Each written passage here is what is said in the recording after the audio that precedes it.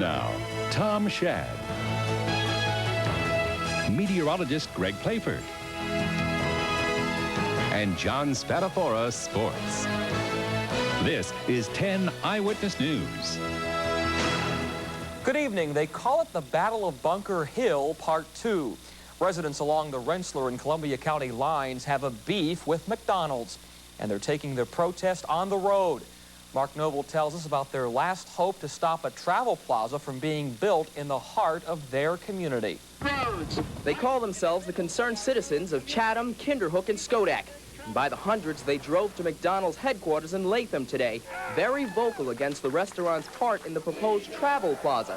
It's planned for the B1 exit area along the Berkshire spur of the New York State Thruway between Bunker Hill and Woodward Roads in Rensselaer County. We understand that McDonald's has veto power over this site, that they can tell the Thruway Authority no.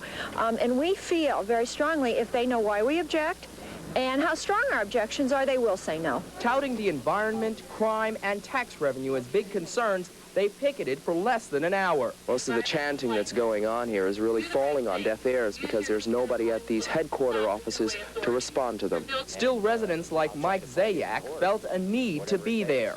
I don't want to give up my property.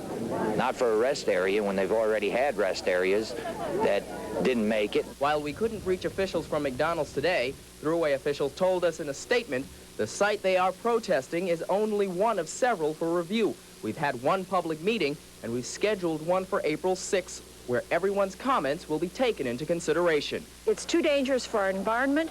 It's too dangerous for our way of life. Today's protest is probably the most visible and vocal one the group has had since the Travel Plaza idea became an issue 5 months ago. Mark Noble, 10 Eyewitness News. McDonald's is also expected at the April 6th meeting. Well, a man from Albany County just missed a head-on collision with a police car, only to die when his car hit a tree early this morning. 23-year-old John McKiernan was from Selkirk. Police say he was driving in the wrong lane on Route 143 in Ravenna when he just missed a police car. Police turned around and followed him. They discovered the car a few miles away off the road, smashed into a tree. Rest stop on the Berkshire extension of the Thruway. A happy ending to a story about a woman's best friend that almost ended sadly. And it's not the Easter parade yet, but we are getting close. All next, join us.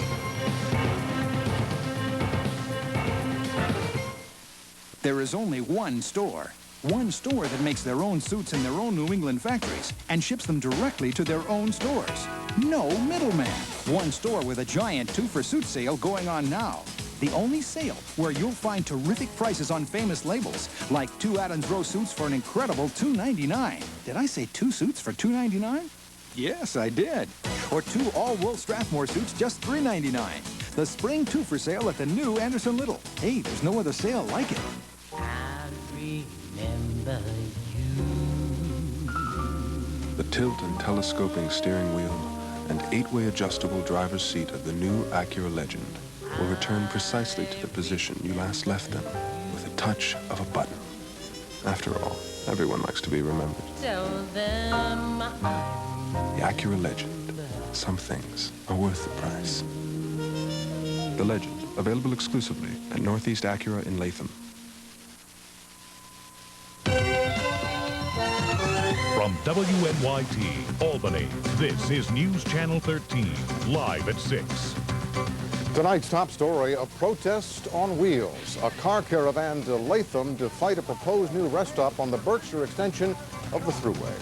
Good evening, everyone. I'm Pat Menarson. The Thruway Authority wants to put the new rest stop in North Chatham and have McDonald's run the main restaurant at it, but many living nearby don't want it. And today, to underscore their point, they descended on McDonald's regional headquarters. Elaine Houston was there. For months, residents from Schodack, Chatham, and Kinderhook have been trying to tell the State Thruway Authority that they don't want a proposed travel plaza built in their area. But they say the authority is listening. So Saturday morning, they loaded up the cars, dozens of them, and began telling everyone else. We're trying to build a 40 to 80-acre travel plaza on the Berkshire spur between Bunker Hill and Woodward Roads, right in the middle of our rural community. Everyone they encountered on routes 9 and 20, on I-90 and I-87. The project is to be built on the B1 exit of the Berkshire spur of the Thruway. Residents say it will include retail shops, a 24-hour gas station, and lots of problems. McDonald's says that they will pump out 25,000 gallons of our water every day for this travel plaza, and we're on water wells. If the water's gone, we have no water for our village. And then they'll clean it up 90% and return it to the Valatia Kill, which is a stream that runs through the town. You know, that's sewage. That's toilet water, dishwashing water, and what have you, running through town and then going back into our water table where we'll, be asked to use it. But the residents say McDonald's is more than just a tenant, and it has enough clout that if it intervenes, it could kill the whole project. But like the Thruway Authority, they say the fast food giant won't respond. So if Muhammad won't go to the mountain will go to Muhammad. McDonald's Plaza, no way! We deserve a break today! As the head of a fast food chain that often boasts the billions of burgers it sells, it's no doubt that McDonald's loves traffic, it loves lots of volume, but it probably doesn't like it here at its regional headquarters. Well, guess what? The residents say they don't like the traffic in their backyard either, but that's what they'll have to contend with if this Thruway Plaza goes through. We feel as a community that McDonald's, as a corporation and as someone who has signed contracts to build a plaza and would put millions of dollars, I think $4 to $7 million into the project, does have a say in it. But right now, the residents are the ones doing all the talking and say McDonald's nor the Thruway Authority has heard the last from them. Elaine Houston, News Channel 13 in Albany. Thank you, Elaine. And still no comment on all of this tonight from McDonald's. Ice jams still threatening some people living along the Mohawk River tonight. This is one of the jams that authorities are keeping a close eye on. It is near Rexford. There are also others, but so far there are no serious backups behind these jams. And the best guess is that water is flowing beneath them. Big problems for a chunk of the capital region. Right now there's a flood watch posted along the Mohawk River. That's from Scotia to the Hudson River. We can blame that on an ice jam that's formed near the Rexford Bridge. But the forecast is calling for a heavy mix of snow and rain, and that may push the Mohawk and other local creeks and streams over their banks. For more on the storm, let's go right to meteorologist. Rest stop that the Thruway Authority wants to build on the Thruway's Berkshire extension at North Chatham. Scores of people living nearby traveled by car and truck to the regional headquarters of McDonald's, since McDonald's is to run the principal restaurant at the rest stop. Elaine Houston shows us what happened. For months, residents from Schodack, Chatham, and Kinderhook have been trying to tell the State Thruway Authority that they don't want a proposed travel plaza built in their area. But they say the authority is listening. So Saturday morning, they loaded up the cars, dozens of them, and began telling everyone else. We're trying to build a 40 to 80 acre travel plaza on the Berkshire Spur between Bunker Hill and Woodward Roads, right in the middle of our rural community.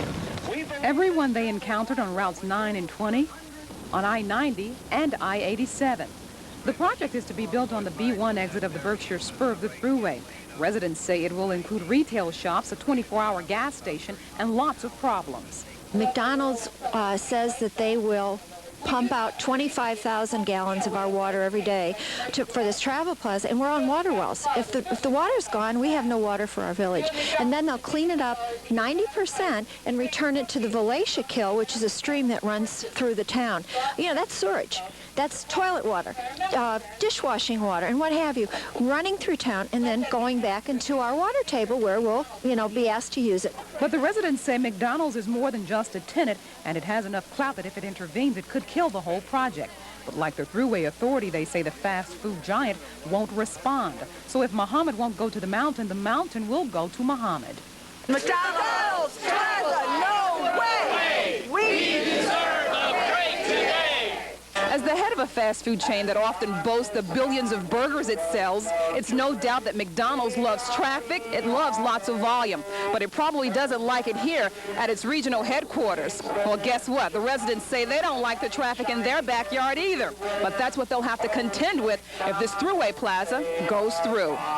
We feel as a community that McDonald's, as a corporation and as someone who has signed contracts to build a plaza and would put millions of dollars, I think $4 to $7 million into the project, does have a say in it.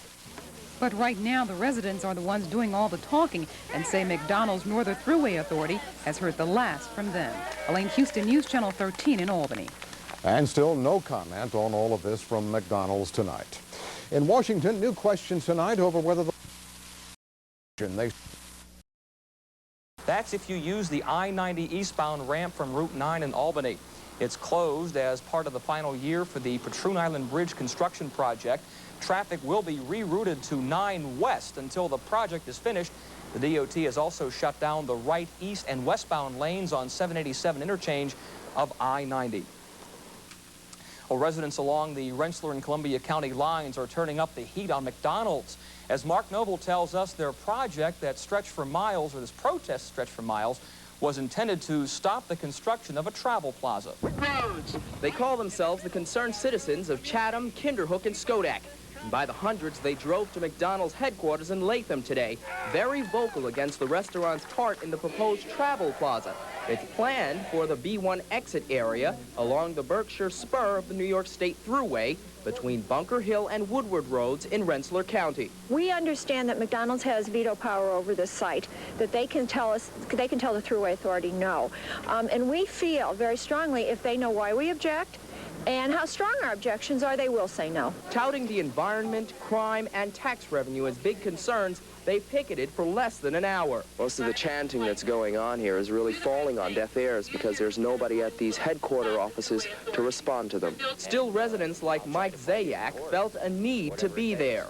I don't want to give up my property.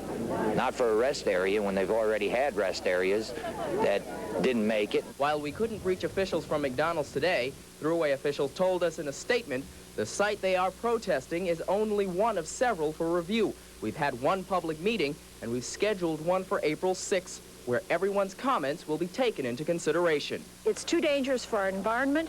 It's too dangerous for our way of life. Today's protest is probably the most visible and vocal one the group has had since the Travel Plaza idea became an issue 5 months ago. Mark Noble, 10 Eyewitness News. Well, if you're dying to go to the Big Sienna basketball... as they burst forth from the well-tended lawns and gardens to announce the arrival of spring. Or perhaps you might smell the tantalizing scent of a wood-burning fireplace on a crisp winter evening. North Chatham is a special place where Native Americans and Dutch settlers once roamed. And despite revolutions and wars, economies that waxed and waned, social trends that sent young people away, and yes, even lured city people here, it's a village that has endured and prevailed until now. Are we really willing to destroy a wonderful village and a way of life that has stood the test of time simply to provide another gasoline pump, bathroom, and hamburger stand? If so, then I and many of my neighbors have a long list of questions, some tangible, some not so tangible, that I hope, if not tonight, you will eventually answer for us. What is the economic justification for creating this service area? Why do we need it when we are less than a half an hour from Albany itself, where travelers can get all the gasoline and hamburgers they want? When there is already at least one dead service area on the Berkshire Spur, a testament to other revenue projections gone awry? And when travelers can now obtain these services from countless existing local businesses that depend on providing these services for their livelihoods. Even if there is some anticipated economic justification for such a site, why is it necessary to put it here, where it will destroy a local community and take virgin land and streams from our countryside? Why can't it be built at the toll plaza, or at another site where the land has already been taken from us and transformed into concrete? With 24-hour rest stop lighting, how will I ever be able to walk out in my backyard at night and see the stars again? How will I ever be able to smell the wonderful aroma of a wood fire when hundreds of trucks will be belching diesel fuel into the air I breathe? How will I hear the birds sing and the ducks call as they fly south for the winter, or enjoy the wonderful quiet of a country night with trucks accelerating and decelerating at the rest stop? What will happen to the trout and the trout streams that will be destroyed, and the other animals that rely on the ecosystem of this area? How will I ever be sure that I can safely drink my well water when the service area will drain 100,000 gallons of water every day and then return it to the earth after it's been used for waste disposal and other purposes? Who will guarantee the purity of that water and that the filtration systems won't break down and spew the waste from this site into my water supply? Who will assure me that I will even have a water supply after the site begins to remove 100,000 gallons a day? How will the use of this water and its discharge affect the wonderful stream that borders my property? Who will assure our school children and our bus drivers that they won't come to harm from the countless trucks that will now clog our roadways to supply this service area? And who among you will comfort the grieving parents of the first casualty? Who will provide the tax dollars to repair those roads when they are unable to sustain the volume and the weight of this traffic? Who will provide the local townships, counties, and school districts with the tax revenues that are lost when property taxes will no longer be assessed to these lands, or reimburse them for the countless miscellaneous expenses that will be incurred at this site as it places demands for support on all the areas around it? Who will assure me that, even if I now begin to lock all my doors and windows, that the service area won't be an open invitation for transients to steal and commit other crimes in the midst of this now peaceful community? A long time ago, when I was in grade school, like many of you, I read for the first time a speech by one of our great presidents. I and countless other Americans have believed, I hope not naively, in the concept he so artfully crafted, that this is a government of the people, by the people, and for the people. And my message this evening is a simple one. The people don't want it. While the laws of this state may not require it, I believe you, the New York State Thruway Department, have a moral and an ethical obligation to answer these questions and tell all of us who live here, and the many taxpayers of this state who don't, why you find it necessary to take our land and our heritage and destroy a small village and its way of life simply to bring us another bathroom, fuel pump, and hamburger. If the New York State Thruway Department believes that since this is a very small and rural community, it can do whatever it wishes without consequence, it underestimates the character and commitment of this community. I know the residents.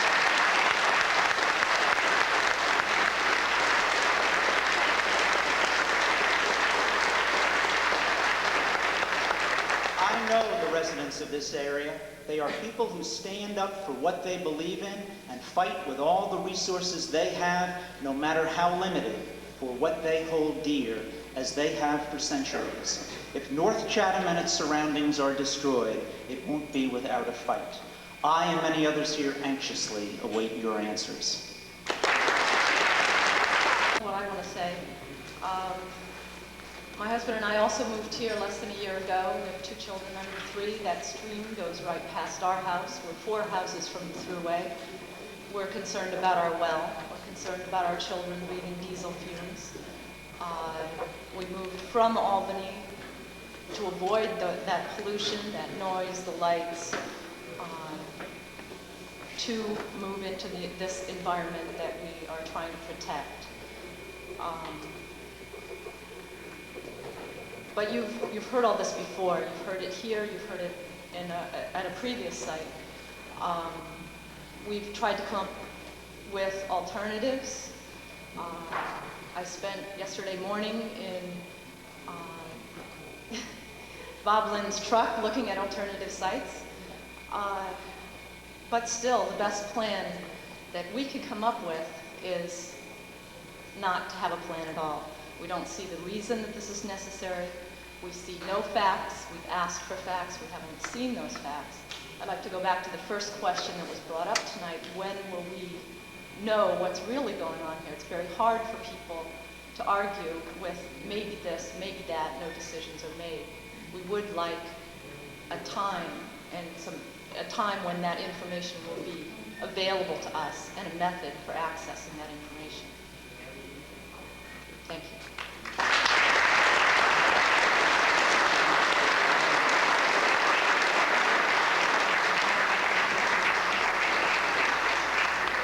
Walter Spiro.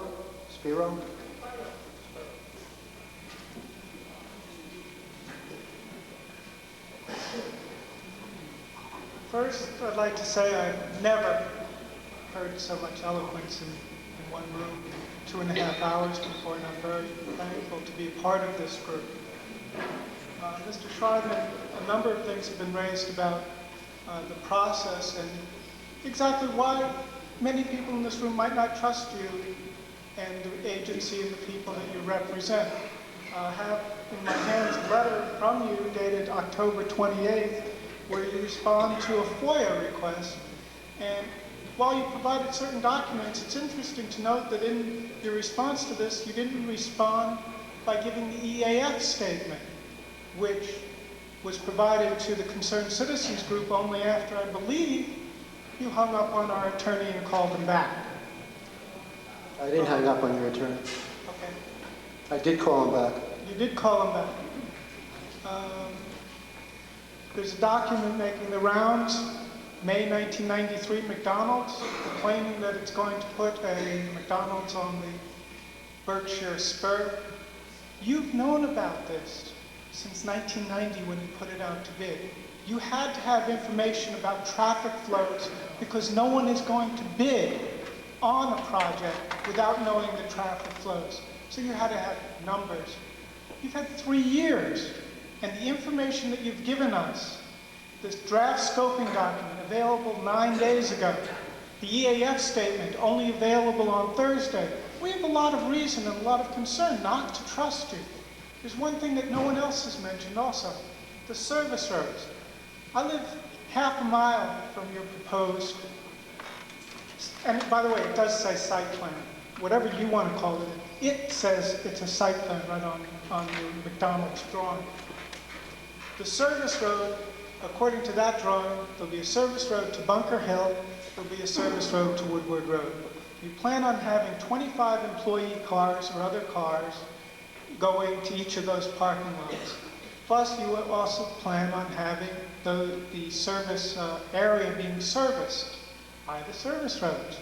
This means increased traffic on the roads that we have now that don't have sidewalks, don't need sidewalks, that don't have lighting, but now don't need lighting. We don't want lighting. It's dark out there, and we're happy with it that way. You've had 2 offers today to come and meet with people to walk the area. I have a 3rd offer for you. It's quite genuine, and I promise you that no politics will be discussed. That looks like service of process to me. I know, and even though I am an attorney, I'm not speaking as an attorney, I'm speaking as a person whose life is about to be seriously affected by your actions. This is an invitation to my daughter's 3rd birthday party. It's going to be held Saturday at 4 o'clock. Come meet the real people that you're going to be affecting. No presents, just a canned food pantry. That's all that we're asking. Roughly. Well, I don't want to get into personal stuff. Okay, the reason I'm asking this is, I'm one of the landowners. You went through my farm once. Not that long. Okay, you went through my farm once. That was back in '55. You're not going through it again without a fight. I'm gonna fight you. Tooth and nail, I'll go broke. You broke me once without a fight. You break me this time, you're going down with a fight. I will not only go to the state, but the veteran. I'll have every veteran in the United States. I am going to fight you this time, but good. Mark my word. Now, one question for you. Are you familiar with this site? Am I personally familiar? Personally familiar with the site. Have you seen the site? Yes. Okay.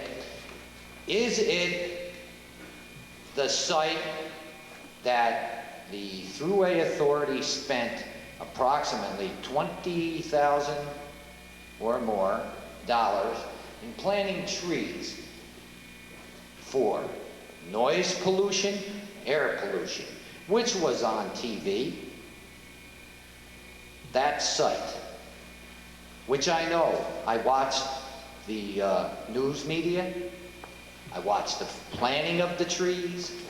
You are saying you have a problem with noise and air pollution. Am I right? I think this is a trick question. No, it is not a trick question. This is the site. It is on record. It was on TV. I lived there. That used to be my farmland in the middle of that thruway where you planted those trees. You advertised it on TV that these trees were being planted for noise pollution and air pollution. Am I right or wrong? That's a simple question.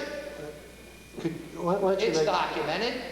I don't have the facts. Why don't you fill us in? I have the facts. They were planted there. It was advertised on TV. I watched the media come out and film it. I watched the men plant it. The price that was given on TV was $20,000 or more that the Thruway was spending on beautification, air pollution, and noise pollution. And that is the site that was showing on TV.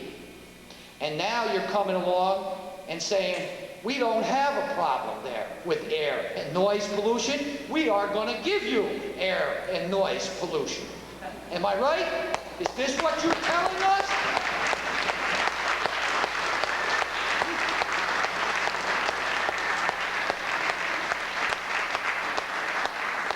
I don't believe it. I just don't believe this. You people talk backwards. Now, I've called up on several occasions when the Thruway went through in 1955, was built by Lane Construction Company. Lane Construction Company was very polite, very courteous. They came to each and every homeowner. They introduced themselves. They were very gentlemanlike. I think them days is gone. They're gone. You people have been on my land without even asking permission. That's trespassing. Trespassing is what it is. You've put stakes on my property. You've cut trees on my property. You prune trees on my property. You do not have that right without my permission. Am I right?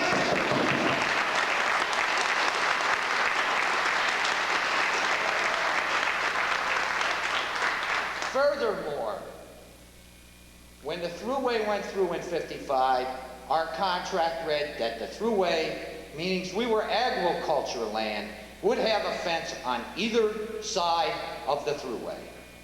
I have been fighting with the Thruway for a fence since 1959.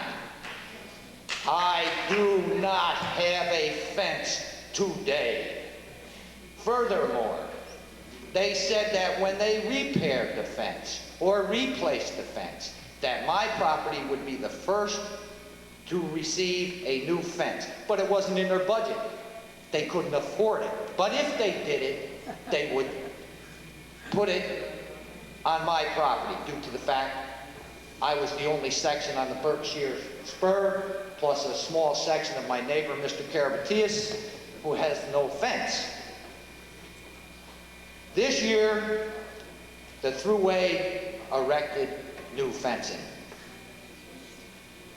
One thing the Thruway did that I think the people will agree with was they used the prisoners to erect the fence. I think I know what I'm talking about because I see it with my own eyes. I live there. I watch you people like a hawk. Believe me, I watch you like a hawk. I'm not done. I know you're tired. I know you want to go home, but you will hear me out. That fence is still not there today. If you have to come on my land again, for any reason whatsoever, let it be on the record. You will come and you will ask permission, or you will be arrested. This is not Russia.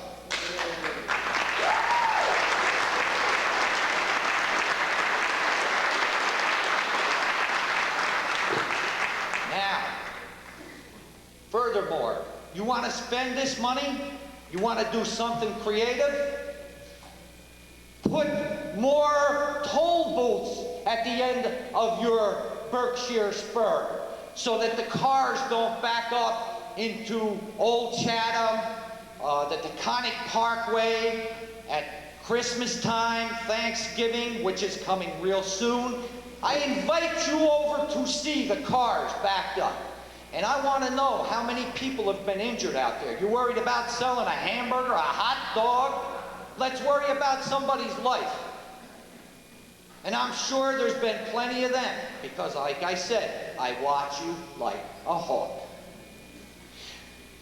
Let's pick up the dead animals. We'll get on that one. Let's pick up the dead animals with collars and tags, with the name and the home of the person who owns the animal. Let's put some money into using a phone to call these people and say, we have your dog. If you will stop over at the maintenance area, we will give you back your dog. Don't throw it in an open pit and let it rot. I'm the guy that watches you like a hawk. I'm the one that put it on TV. I caught you with your pants down. You said they were thrown in a pit and limed. I went there, I drugged the animal out on TV.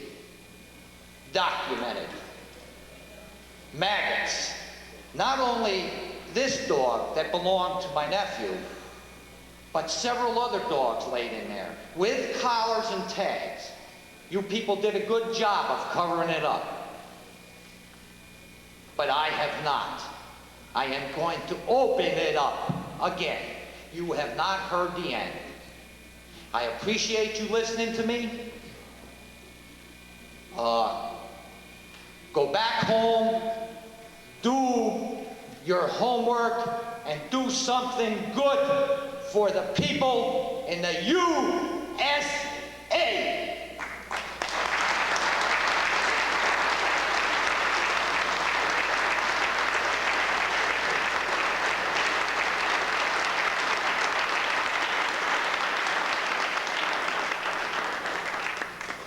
Carry the oh yes I can. Gladys Ann Wells. I think everything's been said. I hope you take this message. I want to say something. As far as I'm concerned, I think it's been said better than I'm concerned. Susan Summers. James Robinson. Walter Wheeler. Yes.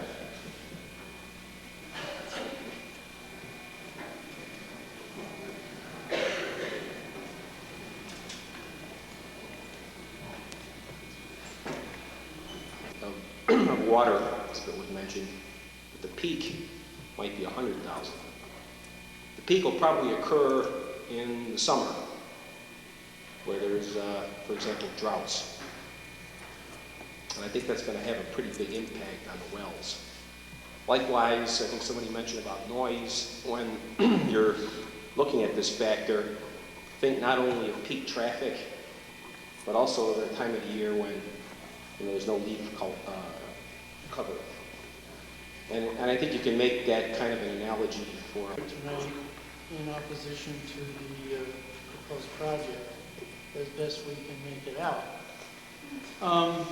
I live directly adjacent to the New York State Thruway between exits 23 and 24 and have a view of Wyndham and the Catskill Mountains from my home. And I feel very close to what the people tonight have been telling you, because I know how I would feel if some monstrosity project like this was being proposed for near my home. I hope that the statements that you made about the tentativeness of the project is true. It's legally required to be true, as you know.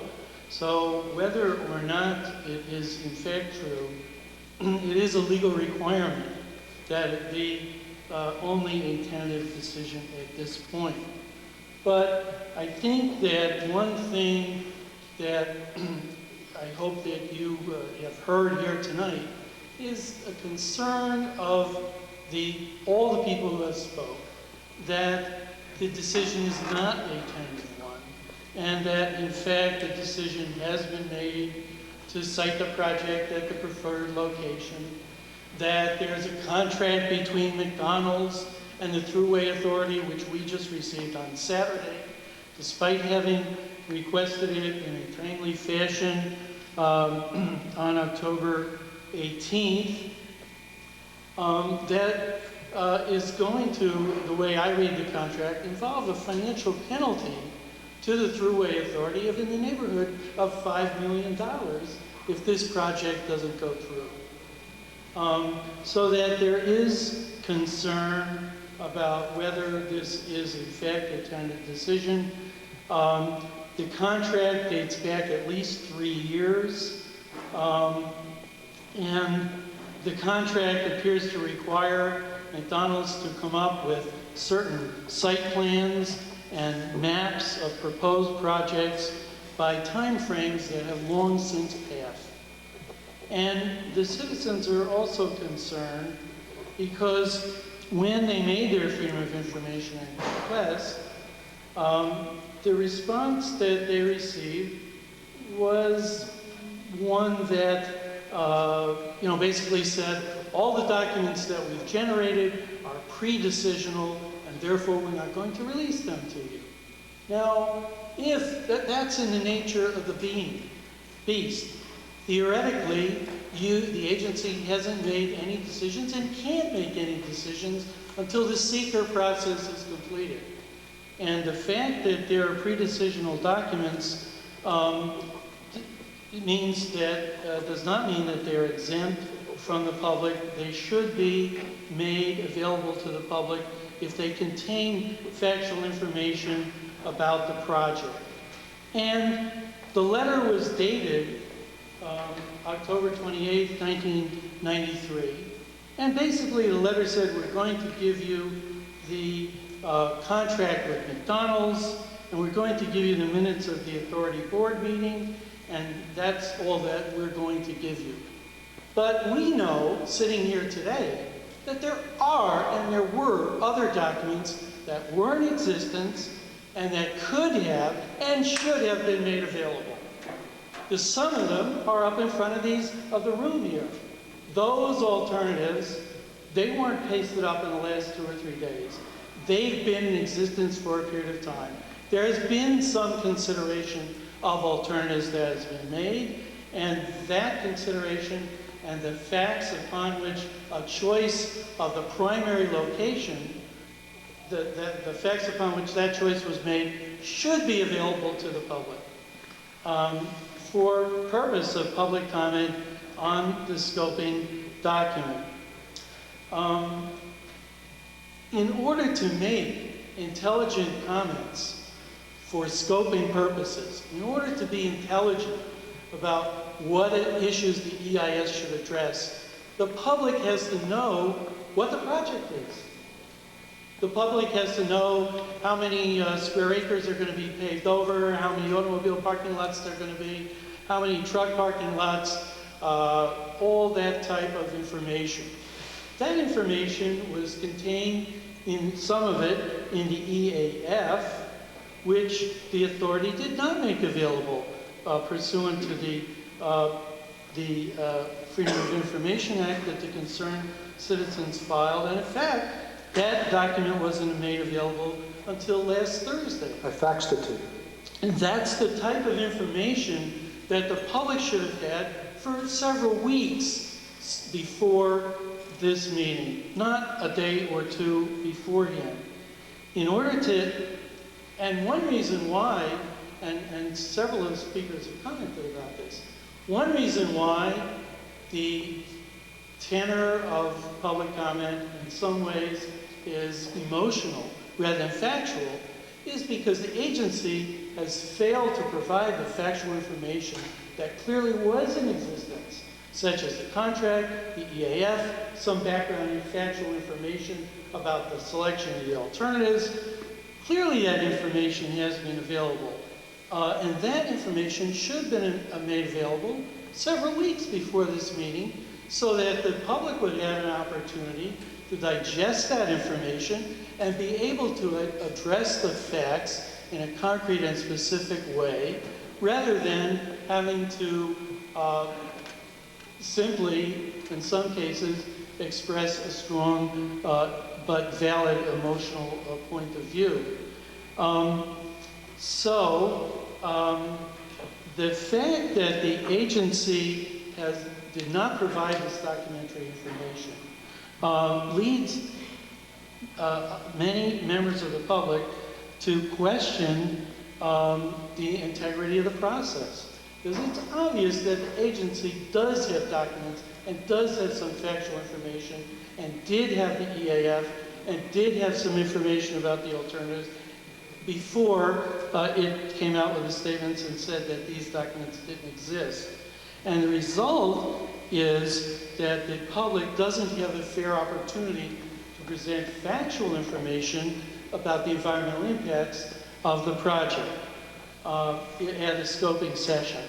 Section 6 NYCRR 617.7 of the SEQA regulations requires that scoping be done by the lead agency. Now, the argument that somehow the agency is doing the public a favor by having an illegal scoping session before the lead agency has been designated doesn't hold any water. The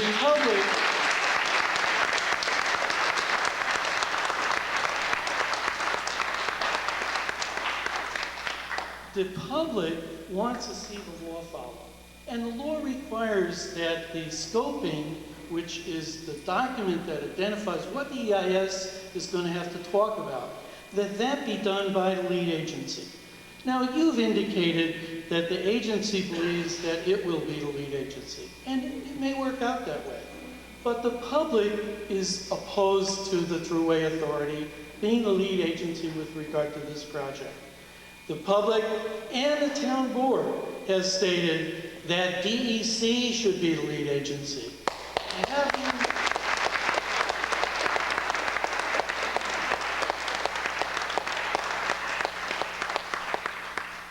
Having the Thruway Authority be the lead agency is a mistake because it's like having the fox guarding the chicken. I've heard that rhetoric before, and of all the things said tonight, rhetorical and otherwise, I resent that. It is not that situation. Well, we'll see. We'll see. You know, one thing about the law is that the public likes everybody to follow the law. And in this case, the law requires that the scoping session be held by the lead agency. Do you know any legal basis for the Thruway Authority not to be the lead agency? Yes, because the primary environmental impacts from the project will be noise pollution, light pollution, and pollution to the aquifer, which will require a speedies permit from the Department of Environmental Conservation. The Department of Environmental Conservation is an involved agency. And the public, and from the sound of it, the town board, is going to urge urgently on DEC and on the commissioner of DEC through the lead agency selection process that's set forth in the regulations that DEC should accept the lead agency responsibility. Now, I don't know how that will turn out. And this isn't a debate here. As I understand it, it's our opportunity to make public comment. And what I am saying is that for the agency to ignore the law and go ahead with this scoping session before the lead agency has been selected is presumptuous. It assumes that DEC, that a decision that only DEC can make will be made in the agency's favor. It assumes that the public's voice and the voice of the town board in the lead agency selection process will lose out in the forum that's provided in the regulations. And although scoping is not required under seeker, and that is correct, it's not required under seeker, it is required that if scoping is done, that the law be followed properly. And it isn't being followed properly here. And if, no matter whether DEC is the lead agency, or eventually if the Thruway Authority is the lead agency, we respectfully submit that the law and the regulations require that there be another scoping hearing at such time after the lead agency has been designated, so that the public will have an opportunity to address the lead agency with respect to those issues that should be discussed in the EIS. Would that cure the perceived infirmity? It probably would. Thank you. And the other point that I wanted to make about the scoping is that, and another reason why another scoping hearing after the lead agency has been selected should be required is because of the lack of information that the public had to work with in order to develop references to environmental impacts. Without the availability of the EAF and the contract and the alternatives to consider over some period of time, the public can't rationally identify and address the environmental impacts. Now, I had a lot of things to say, and I'm going to try to keep it short. And in doing so, I'd like to say that I adopt everything that all of the previous speakers have said, despite some of the emotional content that is in their statements. They have laid out many of the environmental impacts that eventually the scoping document should contain. But one thing I would like to try to underline a little bit is the consideration of alternatives. I'm going to interrupt you only to say, Mr. Oliver, that the janitor throws us out in 6 minutes. Thank you. The janitor's all night. We're going to stay all night. Yeah, we leave in 6 minutes. He doesn't work for the Thruway Authority. Take it up. Certainly, when the gentleman who from Clough Harbor was offered up as a sacrifice to the public, you know, the explanation of the alternatives was, you know, obviously creates problems for everybody here. To say that the agency has focused on one particular site and to give reasons such as it's not cost effective or it doesn't meet the needs of the Thruway Authority is not going to make it, and it's not acceptable. And nobody is going to believe the agency if the agency represents that it doesn't have some more detailed information about these other alternatives that is available right now. To say that the site is difficult to work with is shorthand for dollars in terms of site preparation. We all know that, and we want to know before the scoping what type of considerations have gone into the rejection of all these alternative sites and what is meant by site constraints specifically, so that the public can have an opportunity to comment with specificity and particularity about the alternatives. I'd also like to underline what one of the gentlemen just previous to me said, which is that when the scoping process gets underway, we will definitely urge that equal consideration in the same depth be given with respect to all of the reasonable alternatives, not just to this one site.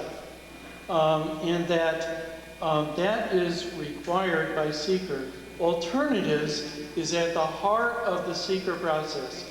And to spend hundreds of pages with mostly irrelevant details about the preferred site, and then to dismiss the alternatives in a couple of paragraphs is not, does not comply with seeker. It doesn't comply with seeker to slough off the alternatives with canned phrases such as it's not cost effective or the site is too difficult to work with. And we also will ask you to consider the no action alternative, as well as the suggestion by the gentleman in the front row of the ramp at the Gilderland access point.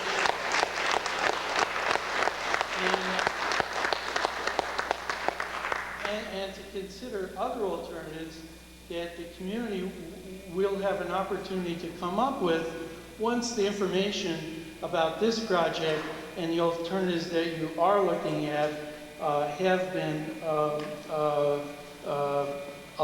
made available to the public. Finally, I just want to conclude by saying that I think that the public in the town of Schodack and North Chatham and this community is a very sophisticated public. They are educated, they are well organized, they are not millionaires, but they have substantial financial resources. They have the energy and the willingness to mobilize themselves, to organize their public officials, and to fight this proposal vigorously and strenuously in the agency, in the DEC lead agency selection process, with the speedies permit processes, with litigation. And this community will not accept hot air sessions where the agency allows the public to come in and ventilate and nothing happens. This public is going to organize and is going to fight this project to the highest court in this state, if necessary.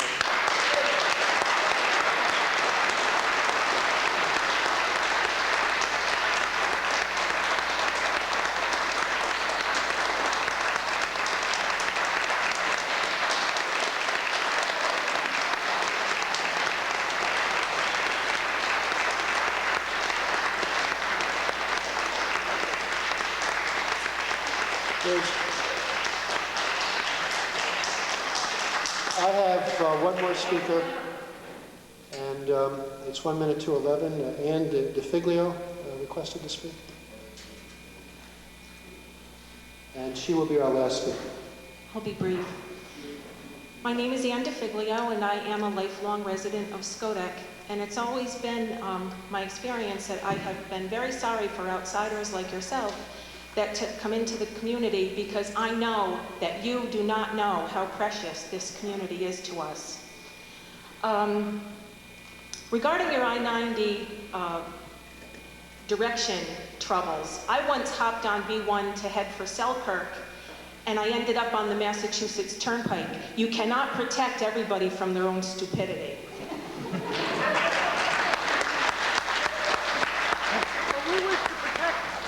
I honestly came here tonight, honestly neutral. I knew nothing more about this project than a very brief article that I had read in the newspaper, and I came with an open mind, and I came to hear and know what was going on, to be an informed citizen. Many years ago, I attended a hearing at the town hall where developers came as ill-prepared as you are here tonight to try to build a shopping center the size of Colony Center across the street from the town hall. They entered a hostile community, and there is no shopping center across the street from the town hall. In 1976, I was very active with the concerned citizens of Stuyvesant when a very prepared New York State Electric and Gas came into this community and proposed as their primary site for a nuclear generating facility, a site 4 miles south of this spot I'm standing on now, just over the Rensselaer County border in the town of Stuyvesant. There is no nuclear generating facility in the town of Stuyvesant.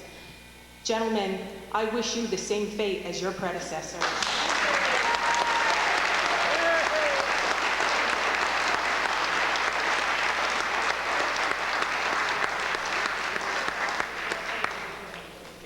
ask you a question. Well, we're getting thrown out of here, but... Just one question. Gentleman was talking a while ago that he waits since 1959 for fence. Is he going to get a fence or no? I don't know. Well, what do you know? Not that. Nothing.